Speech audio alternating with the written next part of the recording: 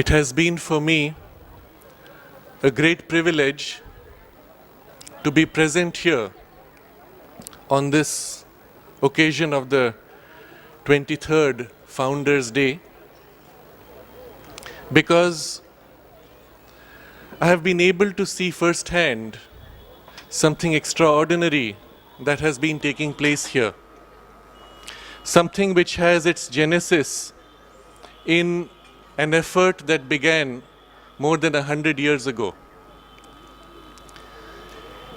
More than 100 years ago, when India was still enslaved under colonial rule, and there was not even the idea that India could be free, Sri Aurobindo spoke of India's complete freedom, Purna Swaraj, worked for it, organized the freedom movement, and set things moving in a result which culminated almost 40 years after he began. But even at that time he explained, India needs to be free, not because the British are bad rulers, not because we hate the British, but for a deeper reason, and that is, India has a destiny to fulfill in the world, for the future of the world, even we might say for the survival of the world. But for India to be able to fulfill that destiny, to lead the world into a new age, India must first find her soul. And in order for her to be able to find her soul, India must become free. And so he began this effort for freedom, Purna Swaraj. At the same time, he also outlined the framework of what that freedom has to be like, what India will do with her freedom. In a very significant letter in 1934, he writes, I'm more concerned, the freedom, he said, it's a matter already done, it's a question of working out. I'm more concerned with what India will do with her freedom. And he writes, Bolshevism or Gunda Raj, things look ominous. 1934. And of course, as you see the unfolding events after freedom, you had both Bolshevism and Gunda Raj. And the only way we can free ourselves from those distortions and bring India back on track of her real soul's aspiration and destiny is for a deep inner and outer change to be made on foundations which are inmost and spiritual. Towards this end, Sri Aurobindo also articulated more than 100 years ago a framework for a national education, a framework which we know as integral education. When Jaipuria school was started here, it was also with this intention that the school was begun. Dr. Sri Kirit Joshi was one of those great inspirations who has been guiding the formation of this school and who has been taking it in this direction, the results of which you will soon hear in the reports of the principal and others. It is not only a question of performance in exams and results, rather it is the practical change that we are able to bring about in the thoughts, in the feelings, in the lives, and the form of our children for the future of India. Integral education is not just about training the mind, it's about training the entirety, developing the fullness of the human nature. All parts of our being are taken up to be developed and to be harmonized and organized around the deepest center, the inmost center, which is the soul. And this is radically different from the currently existing model of education, which is primarily the industrial education begun 200 years ago in England, where as part of the industry objectives, education was made to prepare the workers for the factories. And the school system itself was formed in the framework of a factory. So children were raw material. The teacher's job and the whole machinery of education is to chop and twist and shape and beat the child into form, passing him through an assembly line of a different grade every year, testing at each grade to see whether he fits into the design intended or not, dehumanizing, mind-numbing, creativity killing education, because you do not want humanity, you do not want creativity, you do not want any of these things for a factory worker. You want him to be an obedient slave. And it is such a framework of education which was imposed upon India under colonial rule and across large parts of the world, which still continues. The British left, but the framework of education still continues. Here at Jaipuria school, the effort has been to change over to an integral education approach, while still working within the framework of the national curriculum and other systems and structures. And I'm happy to see the extraordinary achievements so far developed here. I also wish to share with you a few observations which I hope will be useful for you as parents and also as some of the senior students, which will allow us to integrate what is taking place in the school with your own efforts at home. After all, you will agree with me that the teachers in the school are spending more time with your children than you get to spend with them at home. Quality time, I mean, not sleeping at night. And for this quality time, we are much more responsible. And we take that responsibility very seriously. But we need also that in our efforts in the school, the efforts you make at home need to come in alignment. One of the key principles of integral education is that we observe the child's innate temperament, innate aspiration, innate genius, and each child is unique. And we assist that innate capacity to develop and flower, and through that innate swabhava and the swadharma, we help to develop the fullness of the personality. What this means is that we make a special effort not to force the child into a narrow groove of the industrial system. You see, the industrial system had already pre-planned, because society itself is an industry, that society needs a doctor, a lawyer, an engineer, perhaps a teacher, and artists. That's a waste of time. Creators, dreamers, they serve no purpose.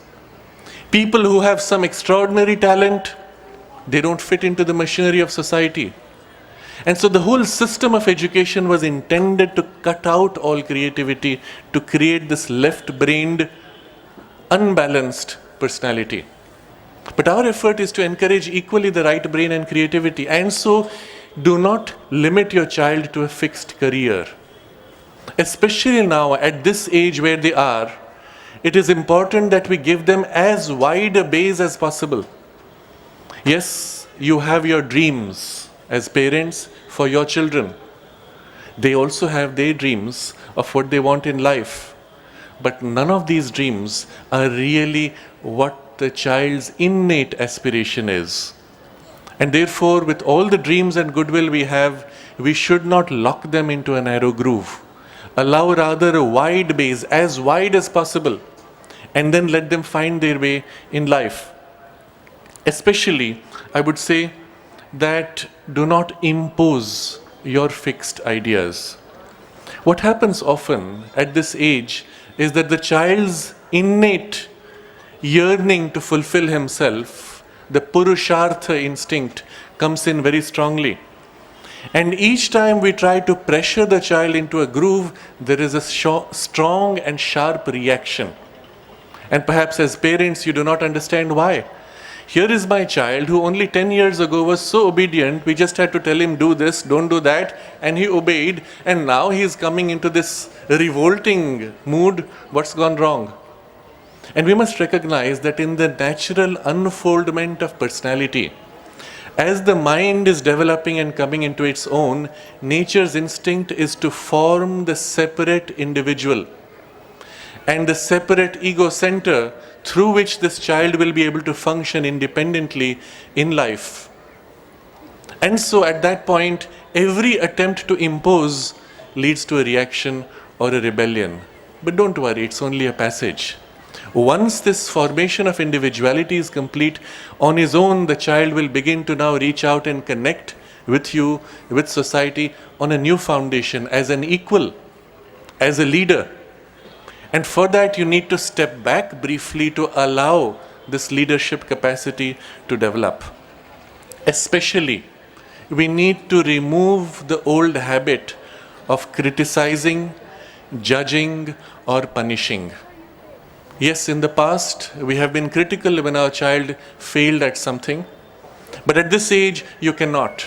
You have to keep quiet. Rather, give sympathy, give support. I know you will do better next time. Don't worry, we are there for you. Criticism is something he will do for himself. He doesn't need you for that because he has come into his own. If you're judgmental, he will stop speaking to you.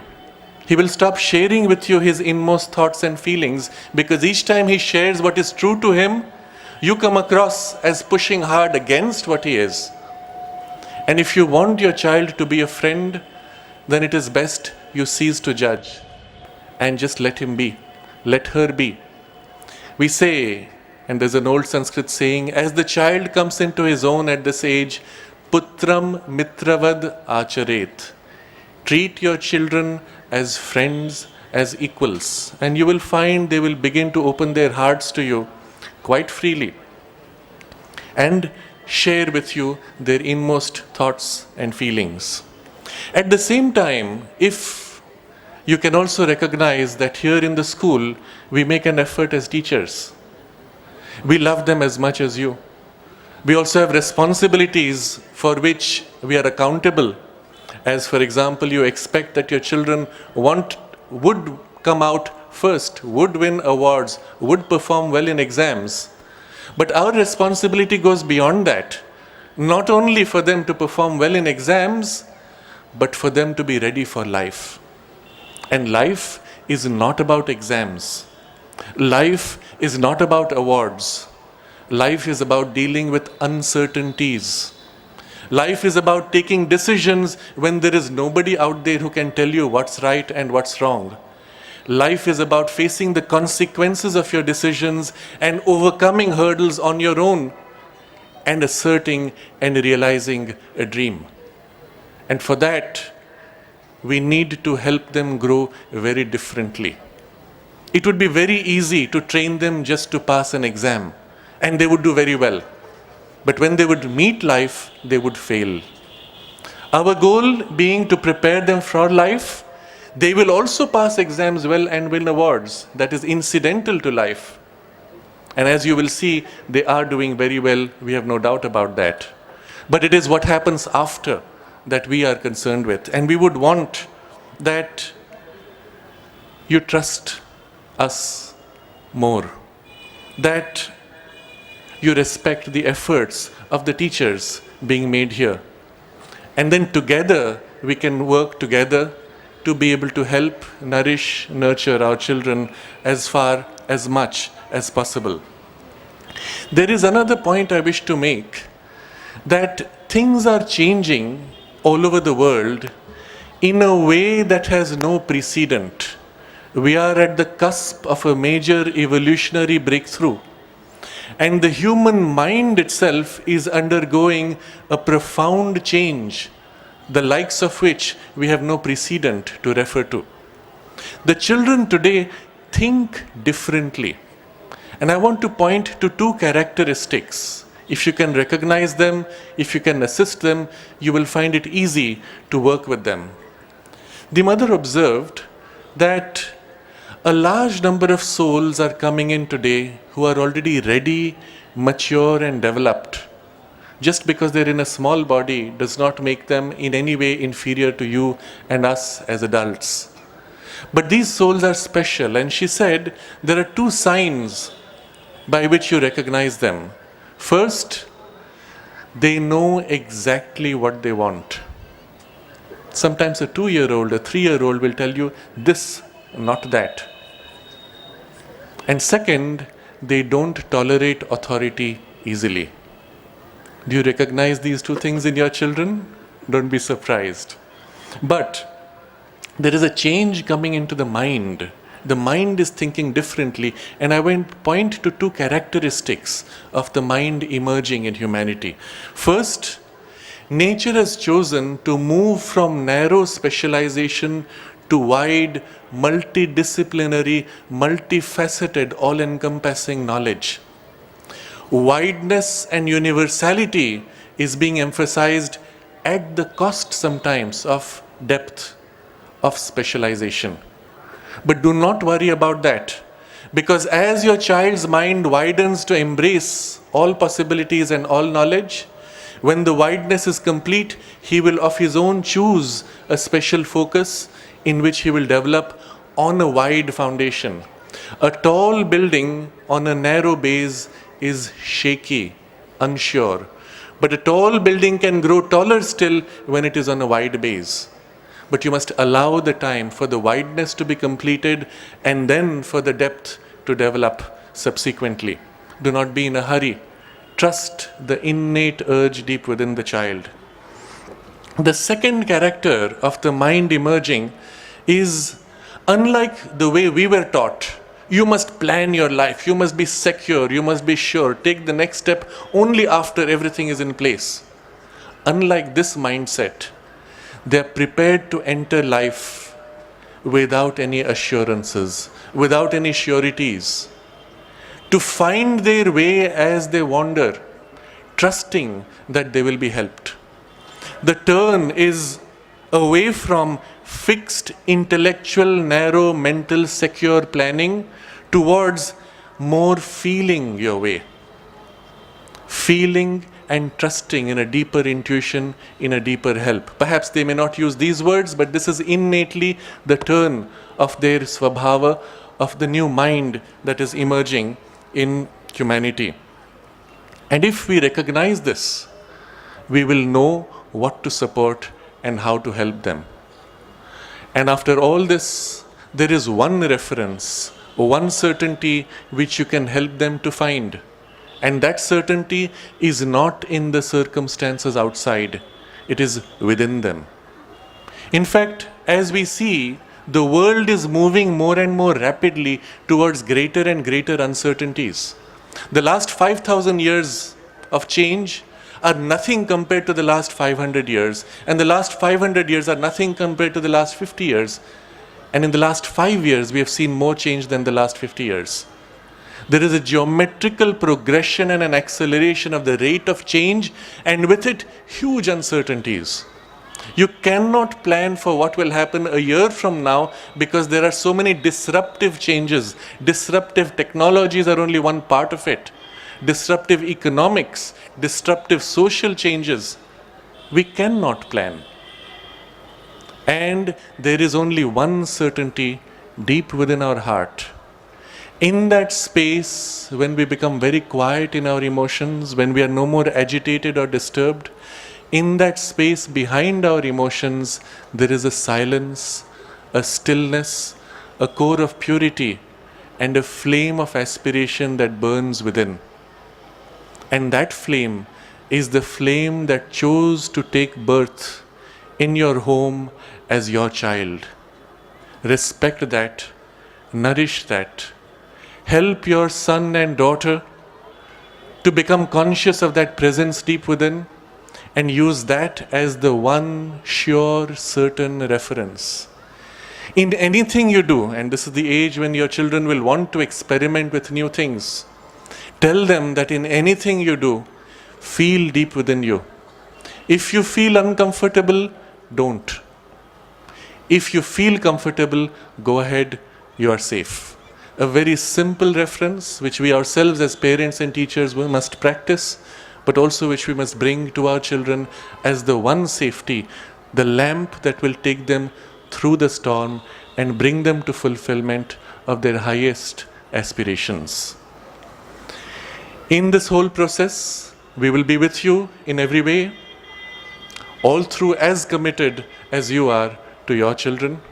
And to all the children present here, I will say, you are the future of India, the future for which millions of people struggled to fight for India's freedom. Millions of your parents and your ancestors have struggled to bring you where you are today. Know the sacrifices that they have made for you and be worthy of all their hopes, of all their efforts, of all the ideals for which they worked. Be worthy of them and you will make us proud. You will lead India into the inevitable destiny as the leader, as the guru of the world. Namaste. We've gone much more beyond the pseudo definition of education. It's not fact memorization or knowledge impartment. Each and every single teacher at Jaipuria has that spirit of nurturing young minds for the future. And today, it feels like a big privilege to tell you about how the global community has accepted our efforts, has congratulated us, and has led to international collaborations. The Finnish National Board of Education. Finland as a country has been topping the charts in education since a decade now. There are two vital exams called the TIMSS and PISA, which rank the world on the basis of the education system. 73 countries took part. We, unfortunately, came 72nd in the world. Finland, on the other hand, has come in number one since a decade now. Their 7-year-olds have the same academic brain as our 15-year-olds. Their schools are an example of excellence. And we were fortunate enough to have the Finnish National Board of Education's architects visit our school. We were visited by Ms. Irmeli Halonen, the head of curriculum for the Finnish government, Ms. Pirjo Koivula, the Counselor of Education for the government, and Dr. Marie Paulina, the head of assessments for TIMSS and PISA worldwide evaluation. They came, they spent a significant amount of time interacting with kids, entering into any classroom they wished to, interacting with teachers, understanding the assessment and pedagogy. The 2-hour visit automatically became a 7.5-hour visit. I may be lying to you when I say we were not at all nervous. We were scared to what the best education policy makers had to say to our so-called little school in Lucknow. And this is their feedback.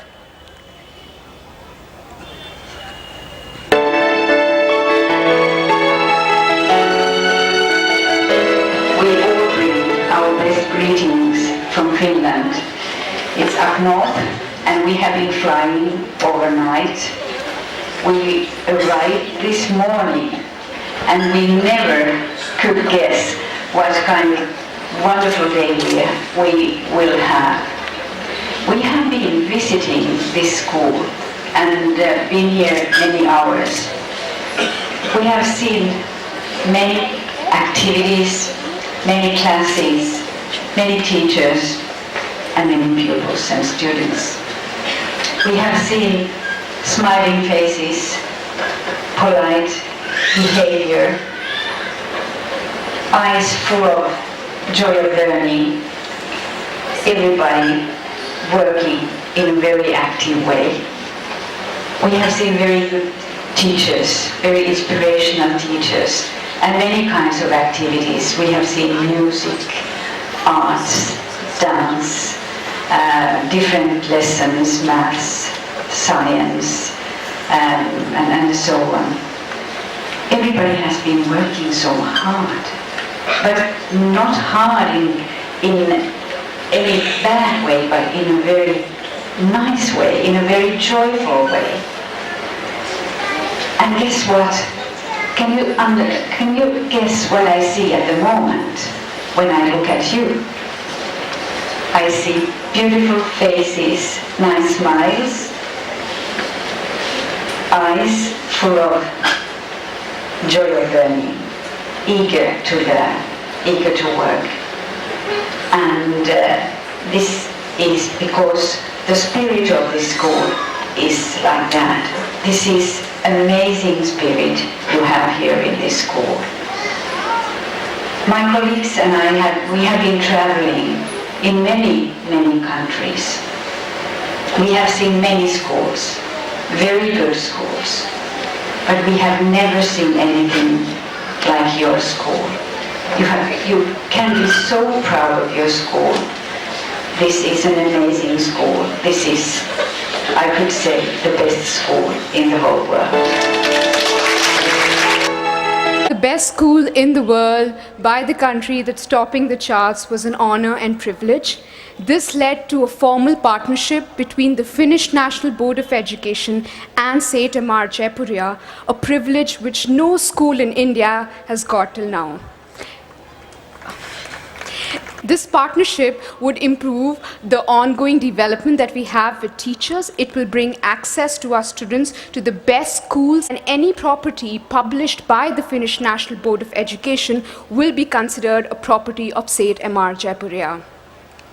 Moving on, the Greater Good Science Center, University of Berkeley. The education director, Dr. Vicky Zakshevsky, came to know about the practices followed at Jaipuria. She was inspired how the practices of mindfulness were an integral part of the school curriculum, how each month was dedicated to a particular value, be it gratitude, compassion, and how it was authentically followed. And what touched her most was how children had created a place called the Healing Habitat, a safe place where emotions and values could be expressed without being judged. This, she said, is truly remarkable and needs to be shared to the entire community of educators. We thought she was being kind like everyone else, and then last week she surprised us with a 6-page article at the Berkeley newsletter, making us the first ever school to be published by the Greater Good Science Center. The article title is What Greater Good Schools Should Look Like, and the article appeals to all educators across the globe that consider St. Amar Jaipuria as a model school and implement the same changes. Like I said, the article came live last Wednesday, but we've been outpoured by encouragement and messages from across the global community. Some of the researchers have written to us.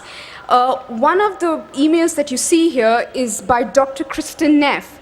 She is the first lady in the field of psychology who has coined the term self-compassion, and she wrote, "It deeply touches my heart about the practices done at Jaipuria." The others are educators from across the globe said, "Thank you so much for sharing this. We've inspired a community just through your example."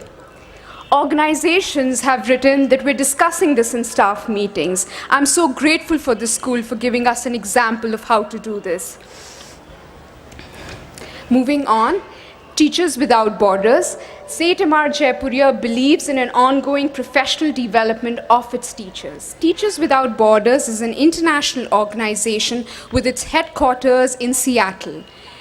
It right now functions in 180 countries, where it tries to identify teachers that are change makers, that are going beyond a textbook and making a meaningful change in the lives of children. It is headed by Dr. Fred Metnick, who's also a professor at the Johns Hopkins University School of Education. He came to the school more of a surprise visit. He studied the pedagogy of not only Jaipurian students, but how Navsrijan was following an example of inclusive education. As you can see, he just didn't want to leave. He was so inspired by his interaction and his assessment that this led to him offering a partnership to St. Amar Jaipuria School and giving it the title, the Changemaker School, making us the first ever Indian school to be a Changemaker School for the Teachers Without Borders organization. We right now will have access to 9 million other change makers across the globe. We as teachers will be mentored by the best educators and will have ongoing courses by Ivy League professors. In the end, I would like to talk about the International STEM Society for Human Rights. Like I said, we don't believe in just education. We believe in an education that builds in sensitive individuals that are conscientious of what is happening around the globe. The International STEM Society for Human Rights has its headquarters in Los Angeles. It is headed by Rajiv Uttamchandani, who's an astrophysicist at the NASA Space Center. He has been looking forward to introduce the human rights movement through schools. And once he came to know about all our projects, be it Design for Change, Personal Project, Universal Consciousness, he said, this is the school that will be the catalyst for change. As a result, we have become the first ever partner school to lead the human rights movement in India. This partnership will be implemented in January, where Jaipurian students will be trained how to become human rights advocates, which will be followed by implementing social projects in their localities. In February, they would live conference with a school called E3 Civic High Los Angeles.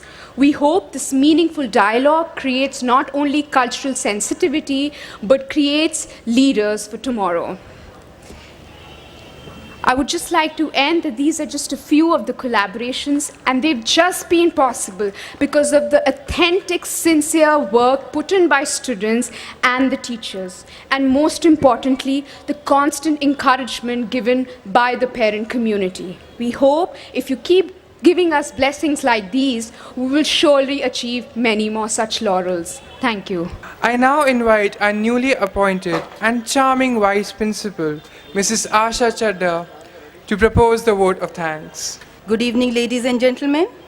It is a privilege and a great joy for me to extend a vote of thanks to all those who have contributed in one way or the other to make this event a success.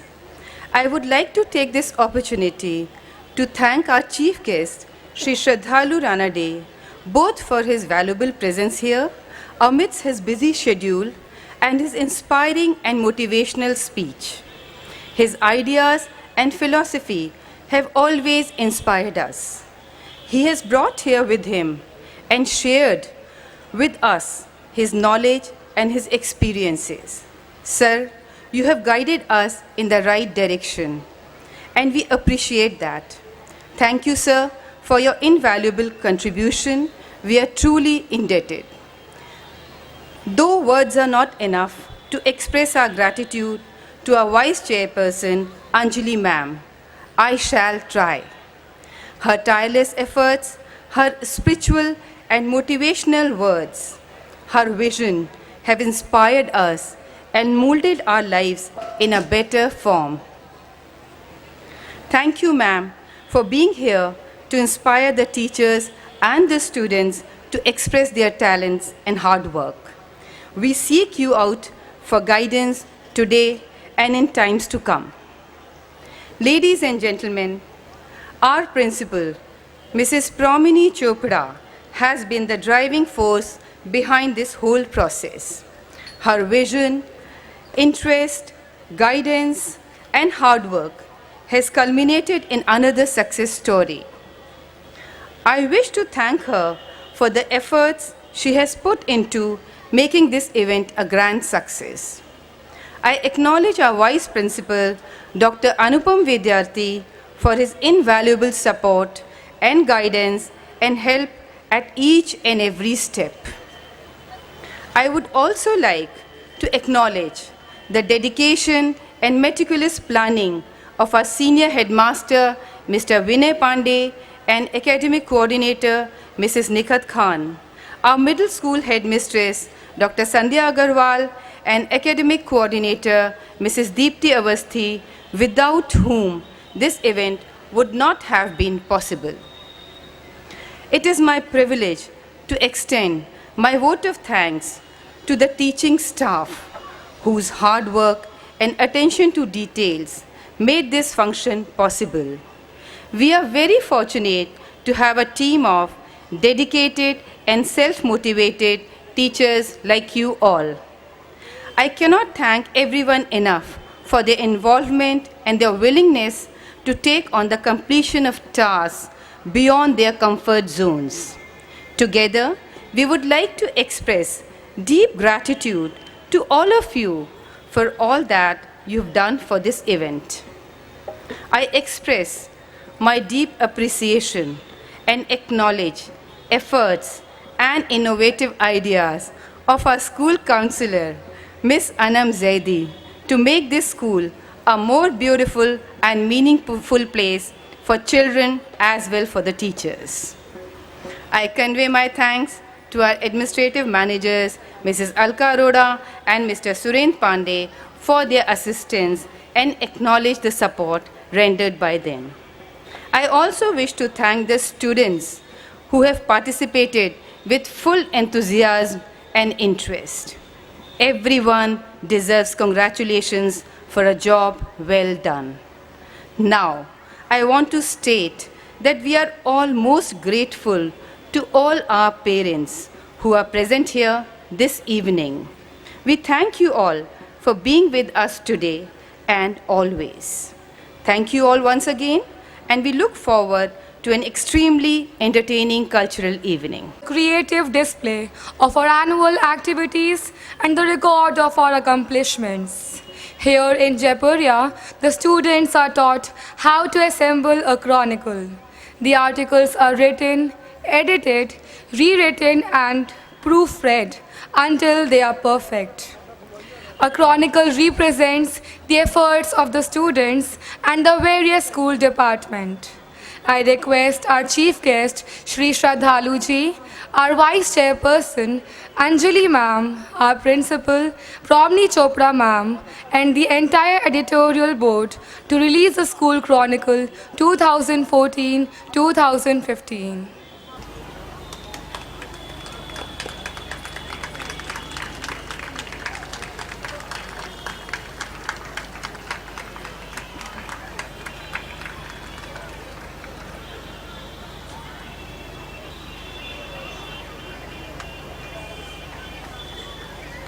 You know, parents, why have we called this award Swami Haridas Award? Yesterday we talked about it. How many students here have heard about Swami Haridas? Who was Swami Haridas? Yes? Who was Swami Haridas? Yes? Swami Haridas was the... Huh? Oh, come. Very nice. Animesh. There you have somebody here who knows who is Swami Haridas and why have we called this award Swami Haridas Award. Yes, come. Ma'am, Guru Haridas was Guru of Tansen. Yes.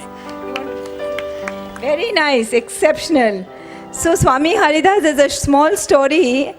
Tansen was asked by Akbar, how can you sing so well? I just can't understand. You sing and it rains, you sing or diye jal jate hain. What is it in your music? How do you make it happen? And he said, you know what, I'm not even a tip of the iceberg of how my guru Swami Haridas sings. And he said, how can he sing even better than that? And Tansen said that I sing in your court for you, an emperor of this country. And he sings for the emperor of the world in the court of God, and he sings to God. So obviously there's going to be a difference. And that is why we have conferred the Swami Haridas Award for music to Mr. H.C. Paliwal, who has served the school for so many years with so much dedication and so much humility.